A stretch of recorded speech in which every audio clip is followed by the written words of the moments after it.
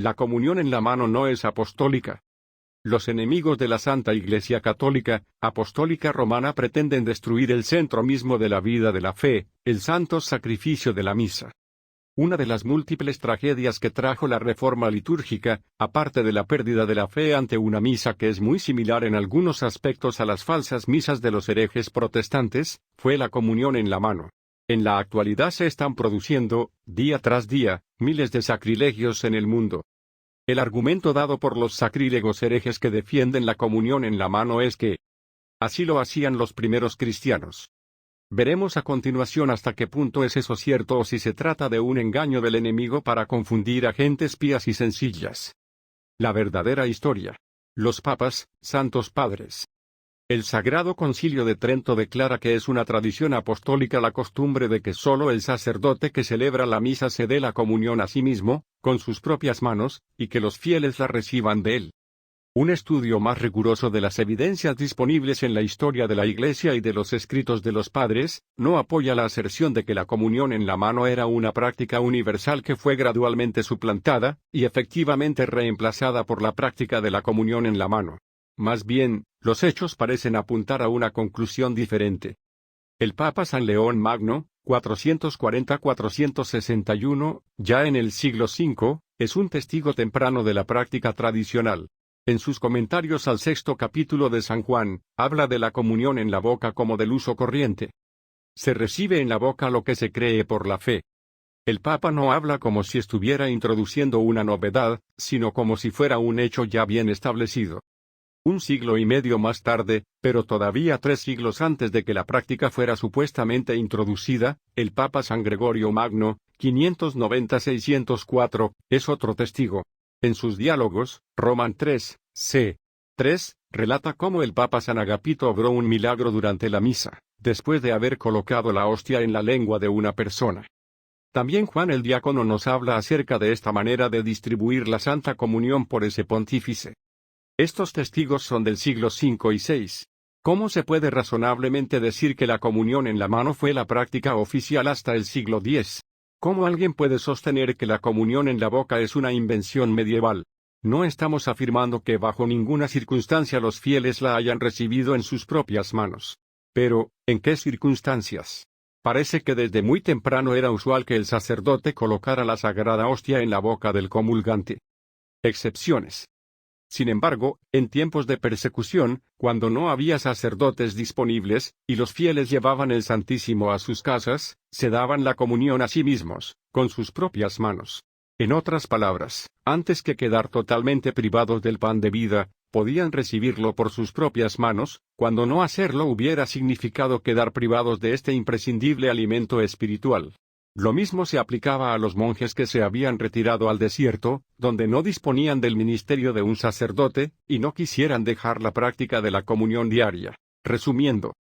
Para resumir, la práctica era que se podía tocar la hostia cuando no hacerlo equivalía a quedar privado del sacramento. Pero cuando había un sacerdote, no se la recibía en la mano.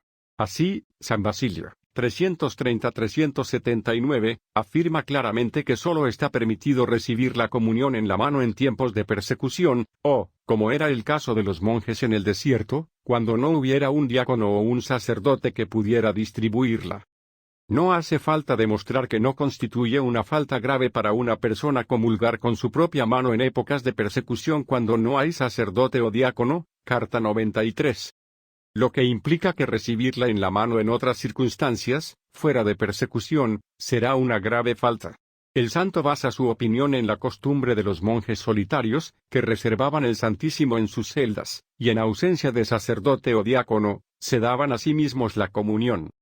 En su artículo Comunión en el Diccionario de Arqueología Cristiana, Leclerc afirma que la paz de Constantino llevó la práctica de la comunión en la mano a su fin. Esto reafirma el razonamiento de San Basilio, que la persecución era la que creaba la alternativa de recibir la comunión en la mano o verse privado de ella. Cuando la persecución cesó, evidentemente la práctica de la comunión en la mano persistía aquí y allí. Era considerada como un abuso por la autoridad de la Iglesia, puesto que era juzgada contraria a la costumbre de los apóstoles. Así, el Concilio de Rouen, que se reunió en el año 650, dice: No se coloque la Eucaristía en las manos de ningún laico o laica, sino únicamente en su boca. El Concilio de Constantinopla, conocido como Intruyo, por no ser uno de los concilios ecuménicos realizados allí, prohibía a los fieles darse la comunión a sí mismos, que es lo que sucede cuando la sagrada partícula es colocada en la mano del comulgante. Decretó una excomunión de 1 semana de duración para aquellos que lo hicieran en la presencia de un obispo, un sacerdote o un diácono. San Cirilo, siglo IV, un texto dudoso. ¿Y San Cirilo? Por cierto, los promotores de la comunión en la mano generalmente no mencionan las evidencias que acabamos de exponer. En cambio, utilizan constantemente el texto atribuido a San Cirilo de Jerusalén, quien vivió en el siglo IV, al mismo tiempo que San Basilio. El Dr. Henry Leclerc resume las cosas como sigue. San Cirilo de Jerusalén recomendaba a los fieles que cuando se presentaran a recibir la comunión, debían tener la mano derecha extendida, con los dedos unidos, sostenida por la mano izquierda, con la palma en forma cóncava, y que en el momento en que el cuerpo de Cristo era depositado en su mano, el comulgante debía decir, Amén. Pero el texto continúa. También propone lo siguiente.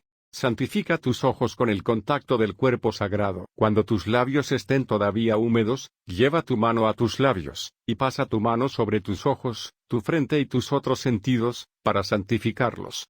Esta recomendación bastante original, o más bien supersticiosa, irreverente, llevó a los eruditos a cuestionar la autenticidad de dicho texto. Algunos piensan que tal vez hubo una interpolación, o que fue el sucesor del santo quien escribió tal cosa. No es imposible que este texto fuera realmente el patriarca Juan, quien sucedió a Cirilo en Jerusalén. Pero este Juan era de dudosa ortodoxia. Sabemos todo esto por la correspondencia de San Epifanio, San Jerónimo y San Agustín. Por lo tanto, a favor de la comunión en la mano tenemos un texto de dudosa originalidad y de contenido cuestionable. Y por el otro lado, tenemos testigos confiables, incluyendo a 2 grandes papas, de que colocar la sagrada hostia en la boca del comulgante ya era común y ordinario en el siglo V. ¿Clericalismo? ¿No es una forma de clericalismo permitir al sacerdote tocar la hostia y prohibírselo a los fieles? De ningún modo, pues a los sacerdotes solo les estaba permitido tocar el Santísimo Sacramento en casos de necesidad. En efecto, aparte del celebrante de la misa, nadie que recibiera la comunión, aunque fuera sacerdote, podía hacerlo en la mano. De tal modo que, en la práctica tradicional del rito romano, si un sacerdote estaba oyendo misa, y no celebrando, y deseaba recibir la Sagrada Comunión, no lo hacía en sus propias manos, la recibía de otro sacerdote, en la lengua. Lo mismo sucedía con un obispo. Lo mismo si se tratara de un papa. Cuando San Pío X, por ejemplo, estaba en su lecho de muerte, en agosto de 1914, y se le administró la Sagrada Comunión como viático, no la recibió, y no le estaba permitido, en la mano, la recibió en la lengua de acuerdo a la ley y a la práctica de la Iglesia Católica.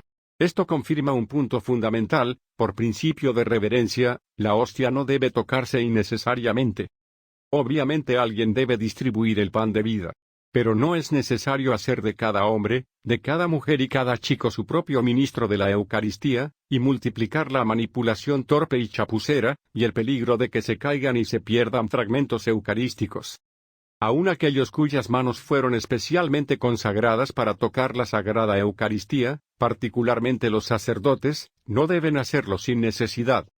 Fuente: Reverendo Padre Paul MacDonald, cura párroco.